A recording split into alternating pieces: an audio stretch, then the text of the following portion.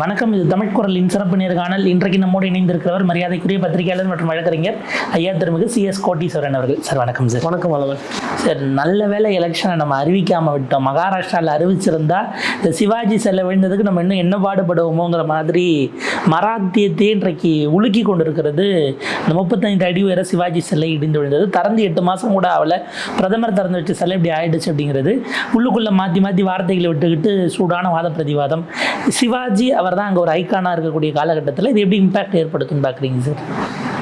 அதாவது நமக்கு எப்படி வள்ளுவரோ இல்லை ஐயா பெரியாரை சொல்கிறோமோ அந்த மாதிரி ஒரு பெரிய ஒரு பொக்கிஷமாக பார்க்கப்படுகிறவர் சிவாஜி மகாராஜா அந்த ஊரை பொறுத்தவரை. அப்போ மராத்தி ப்ரைடு அப்படின்னா சாதி மத பேதத்துக்கு அப்பாற்பட்டு மகாராஷ்டிரா சார்ந்தவர்கள், நமக்குன்னு ஒரு மன்னர் இருந்தார், அவர் அடிபணிய மாட்டார், யாராக இருந்தாலும் எதிர்த்து குரல் கொடுக்கவர், மக்கள் நலன் அப்படின்ற மாதிரி ஒரு அடையாள சின்னமாக இருக்கக்கூடியவர் தான் சிவாஜி அவர்கள். அப்படி இருக்கக்கூடிய அந்த ஐயா சிவாஜி அவர்கள், சத்ரபதி சிவாஜி அவர்களுடைய சிலையை நம்ம போய் திறந்து வைத்தா நமக்கு மகாராஷ்டிரத்தில் ஒரு நல்ல பேர் கிடைக்கும், அந்த மராத்திய ப்ரைடில் எங்களுக்கும் பங்கு உண்டு அப்படின்னு சொல்லிட்டு நேவி தினத்தன்று, இந்திய நேவி தினத்தன்று டிசம்பர் 4ஆம் தேதி ஒரு அவசர கோலமாக பாராளுமன்ற தேர்தலுக்கு கொஞ்ச நாட்கள் முன்னாடி இருக்கும்போது பிளான் பண்ணி, அதாவது 3 விஷயம் அங்கே ஒன்றாக்கப்பட்டது. ஒன்று, பிரதமர் மோடி அவர்களால் இது திறக்கப்பட வேண்டும். 2வது, நாங்கள் பாருங்கள் நேவி டே அன்னைக்கு ஐயா சத்ரபதி சிவாஜி அவர்களோட சிலையை திறந்தோம். அப்போது மகாராத்தி ப்ரைடும் வந்துடுது, மகாராஷ்டிராவுக்கு தேவையானது. இந்த பேட்ரியாட்டிசம் அப்படின்னு பார்க்கும்போது கப்பற்படையோட தினத்தன்று திறக்கிறாரு. யார் இதை திறந்து வைக்கிறாருன்னா முப்படை தளபதிகளோட, அவர்களோட அணிவகுப்போட, அவர்களோட மக்களோட ஆதரவோட பிரதமர் மோடியே திறந்து வைக்கிறாரு, விஸ்வகுருவே திறந்து வைக்கிறாரு அப்படின்ற மாதிரி 3த்தையும் ஒன்னாக்கி பண்ணாங்க. இதில் எங்கள் ஐயா சத்ரபதி சிவாஜி அவர் அரசர். இந்த அரசர் வேஷம் போட்டுக்கிட்டு யார் யாரெல்லாம் என்னென்ன பண்ணுறாங்கன்றது அவரே பார்த்துருப்பார். அவர் மறைந்தும் இதெல்லாம் வேடிக்கை பார்த்துட்டு இந்த கொடுமை தாங்க முடியாமல் ஒரு சிலையை அவரே சாச்சிக்கிட்டாருன்னு கூட எடுத்துக்கலாம். பட் இதில் என்னன்னா, நீங்கள் அந்த சிலை விழுந்த அந்த தன்மை பார்த்திங்கன்னா உள்ளே வெறும் போலாக இருக்குது, அந்த கம்பிகள் எல்லாம் வளைஞ்சிருக்கு. ஒரு 35 அடி சிலையை கூட உங்களால் ஒழுங்காக பராமரிக்க முடியும். ஃபஸ்ட்டு அது நிறுவனதே அவசர காலத்தில் பண்ணி ஸ்ட்ரக்சரல் டிசைனில் பிரச்சனை இருக்குன்னு சொல்கிறாங்க. இதை விசாரிக்கிறதுக்கு நேவியை வைத்து விசாரிக்கிறாங்க. அதில் ஒரு டீம் விசாரிக்கின்றாங்க. அப்போது ஏக்நாத் ஷிண்டே அவர்களுக்கு என்ன சொல்கிறதுனே தெரியாத ஒரு சூழ்நிலையில் உட்காந்துருக்கிறாரு. இந்த சைடு எதிர்கட்சியெல்லாம் அட்சி இறங்கி ஆட ஆரம்பிச்சிட்டாங்க. அதாவது ஏன்னா இது அப்பட்டமாக தெரிகிறது. இதுக்கு இது பூசி கீசி முழுப்ப முடியாது. இதற்கு நேரு காரணம், இந்திரா காந்தி காரணம், ராகுல் காந்தி இந்த பக்கம் பிரச்சாரம் வேகமாக பண்ணார், அதனால் இது சாஞ்சி போச்சு அப்படின்னு சொல்ல முடியாது. அடித்த காற்று என்னமோ ஒரு 45 to 50 கிலோமீட்டர் நாட்டில் தான் அடிச்சிருக்கு காற்று. மழை என்பது ஒரு பெரிய சூறாவளியான மழையில் 3 நாள் கனமழை. அப்பொழுது இப்போ இந்த மாதிரி ஒரு சூழ்நிலைலாம் இருக்கும்போது நம்ம ஐயன் திருவள்ளுவர் சிலை பார்த்துருக்கோம். சுனாமியே பார்த்துட்டு தாத்தா அப்படியே நின்றுட்டு இருக்காரு கன்னியாகுமரியில். அப்போ இதெல்லாம் ஒரு எடுத்துக்காட்டு. அப்போ ஒரு ஸ்ட்ரக்சரை கூட, ஒரு சிலையை கூட ஒழுங்காக நிறுவனக்க முடியாத ஒரு ஆட்சி, அதற்கு ஒரு கூட்டணி, அதற்கு ஒரு பிரதமரே அந்த விழாவை திறந்து வைக்கிறது, எல்லாத்துலேயும் நான் போய் நிற்கணும், எல்லாத்துலேயும் போய் நிற்கணும் போது இப்போ இதனால் வர விமர்சனத்துக்கும் பாஜகவே அது சாரும். இது உள்ளபடியே மகாராஷ்டிரா எதிர்கட்சிகளுக்கு இது ஒரு நல்ல தருணம், அருமையான வாய்ப்பு. இந்த நேரம் கனிந்து வருகிறது. அதை அவர்கள் எவ்வாறு பிரச்சாரம் பண்ண போகிறாங்கன்றது பார்க்கணும்.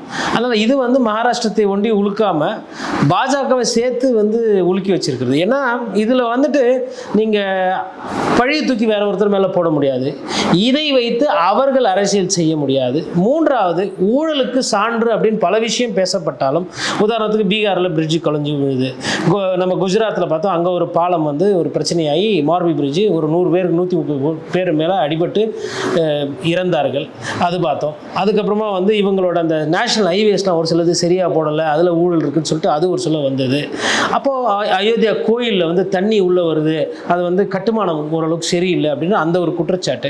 பட் இதெல்லாம் இருந்தாலும் இது எப்படின்னா, இது சில சம்பந்தம் போது, மக்களோட உணர்வு சம்பந்தம் போது அது டைரெக்டாக பிஜேபிக்கு ஒரு அந்த ஆட்சியின் மீது ஒரு கேள்விக்குறி.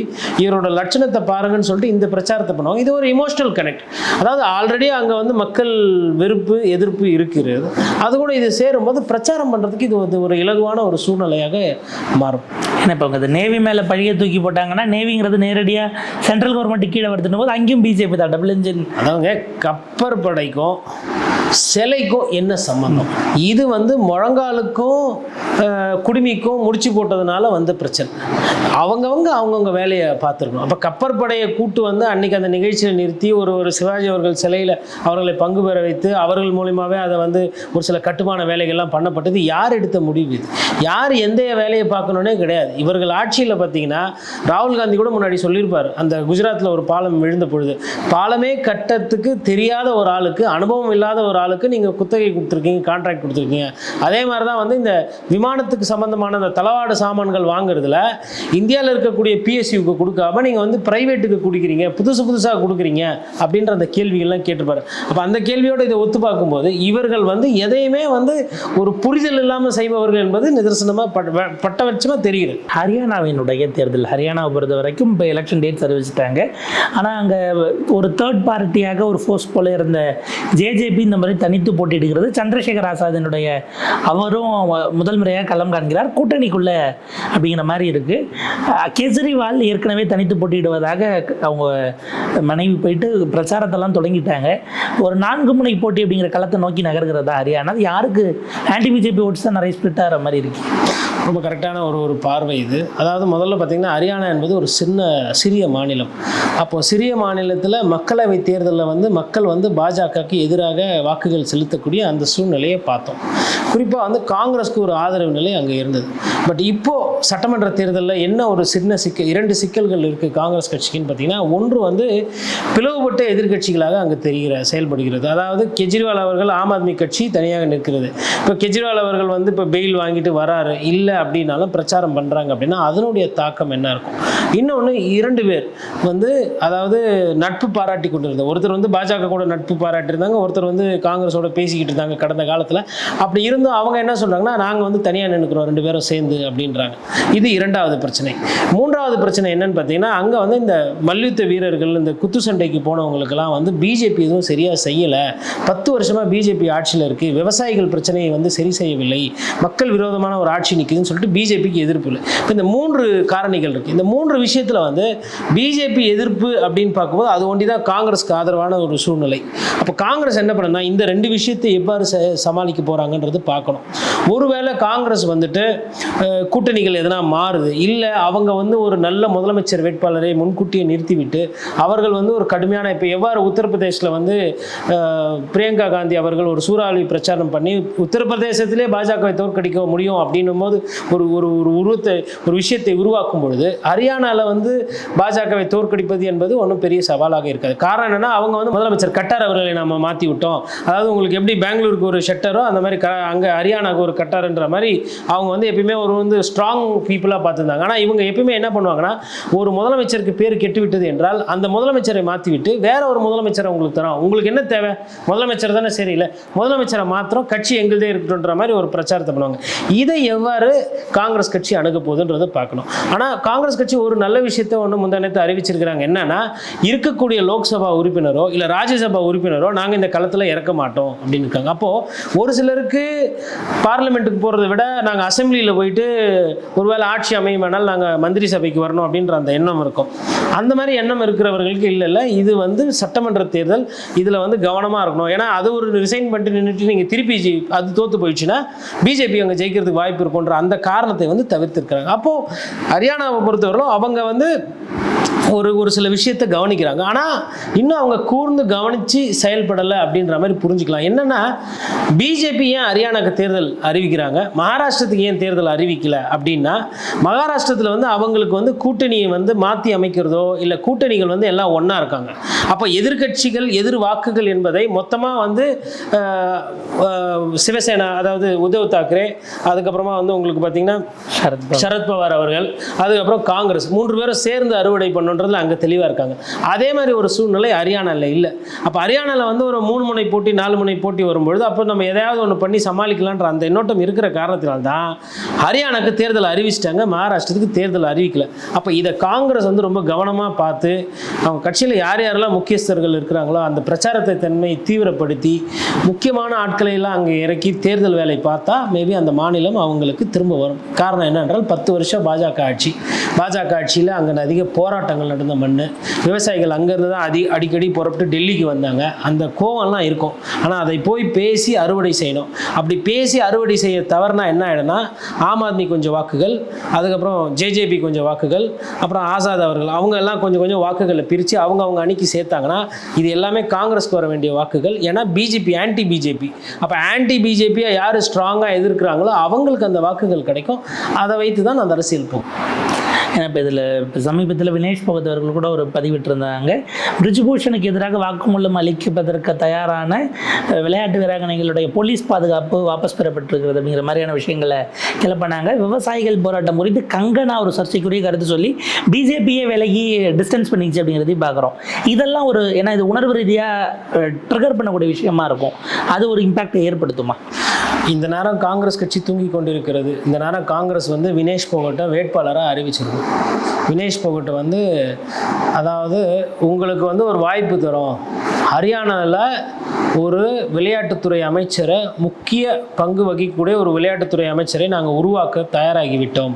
காரணம் பெண்கள் பாதுகாப்பு, விளையாட்டு வீரர்களோட பாதுகாப்பு, விளையாட்டு வீராங்கனைகளோட அவர்களோட வாழ்வாதாரம், அந்த மாண்பு மதிக்கப்படணும் அப்படின்ற மாதிரி ஒரு விஷயத்தை வச்சு கொளுத்தி போட்டு இந்த நேரம் பேசியிருக்கணும். ஏன்னா வினேஷ் போகட் அவர்களை இன்றைக்கி அவங்க என்ன சொல்கிறாங்கன்னா, இந்த அன்பு இதெல்லாம் பார்க்கும்போது நான் மெடல் தோற்றது கூட எனக்கு ஒரு பெரிய விஷயமா தெரியல. இங்கே ஊருக்கு வரும்போது அங்கே இருக்கக்கூடிய பஞ்சாயத்தெல்லாம் சேர்ந்து நின்று அவர்களுக்கு விழா எடுக்கிறாங்க. அங்கே இருக்கக்கூடிய விவசாய மக்கள், பெருங்குடி மக்கள்லாம் சேர்ந்து, நீ ஹரியானாவோட மகள், உங்களை நினச்சா எங்களுக்கு பெருமையாக இருக்குன்ற மாதிரிலாம் அவங்க ஒரு வார்த்தைகள்லாம் சொல்லும்போது ஒரு ஆனந்த கண்ணீரில் இது பண்ணுறாங்க. இப்போ வினேஷ் போகத் என்பவர் நல்லா தெரியுது பிஜேபிக்கு எதிராக இருக்கிறாங்க.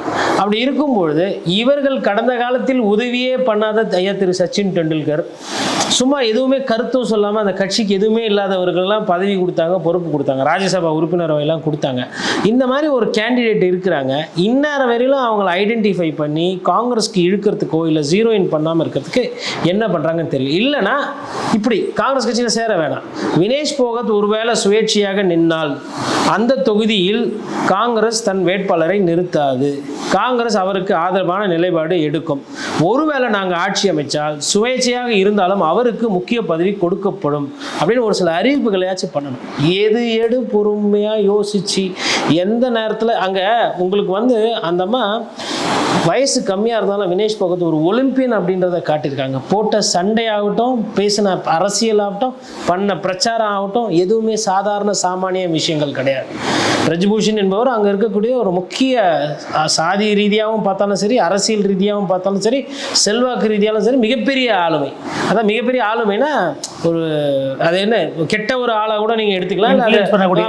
ஆமாம், இந்த மாதிரி ஒரு மலிவான ஒரு மோசமான ஒரு அரசியல் பண்ணக்கூடிய தலைவரை அவங்க தோலுரித்து காட்டினாங்க. அது பத்தாதுன்னு சொல்லிட்டு இதனால் வரக்கூடிய பிரச்சனைகள் பாராளுமன்றத்தில் பிரதமர் மோடி அவர்கள் மீது கோபம் வந்தாலும் பரவாயில்ல, அதையே நான் சேர்த்து பார்க்குறேன்னு சொல்லிட்டு போகும்போது இல்லாத பிரச்சனையெல்லாம் சமாளிச்சுட்டாங்க. அப்படி ஒரு ஆள் இருக்கும் பொழுது இன்னொன்று அவங்க சோனியா காந்தியையும் பார்த்துருக்காங்க, ராகுல் காந்தியும் பார்த்துருக்காங்க. எனக்கு என்ன இருக்குது அப்படின்னு எனக்கு தெரியல, பட் எதுவாக இருந்தாலும் நான் அதை எதிர்கொள்ள தயாராக இருக்கிறேன்ற மாதிரி வினேஷ் போகத்தும் அறிக்கை விட்டார்கள். அப்போ காங்கிரஸ் கட்சி ஏன் இன்னும் தூங்குகிறது என்ற அந்த ஒரு கேள்வி. ஒன்று வினேஷ் போகத் உங்கள் வழிக்கு உங்கள் கட்சியில் சேர்ந்து உங்கள் வழியில் வந்தாங்கன்னா சந்தோஷம், அதில் மக்கள் நலன் இருக்குன்ற அந்த புரிதலோடு நான் பேசுகிறேன். அப்படி அவர்கள் வரல அப்படின்னா, ஏம்மா இவ்வளோ தொகுதி இருக்குது, உனக்கு எந்த தொகுதி வேணுமோ ஹரியானாவில் எடுத்துக்கோ. இந்த காங்கிரஸ் கட்சி இந்த நாட்டினுடைய பெண்களுக்கு பாதுகாப்பு துணை நிற்கும். இந்த நாட்டு இளம் வீராங்கனைகளுக்கு அவரோட மானத்தை பாதுகாக்கிற அந்த கடமை காங்கிரஸ் கட்சிக்கு இருக்கே, உன் பின்னாடி நாங்கள் நிற்போம்னு சொல்லிட்டு அந்த ஒரு அறிக்கையாச்சு விடணும். எதுவுமே பண்ணாமல் அப்படியே கிணத்துல கல் விழுந்த மாதிரி இருக்கிறாங்க. நிறைய விஷயங்கள் இவங்க அந்த கையில் எடுக்கிறது கிடையாது. அதில் இதுவும் ஒரு எடுத்துக்காட்டு. ரொம்ப விரிவான உரையாடல், பல விஷயங்களை பகிர்ந்துட்டீங்க. உங்கள் நேரத்துக்கும் கருத்துக்களுக்கும் ரொம்ப நன்றி சார். நன்றி.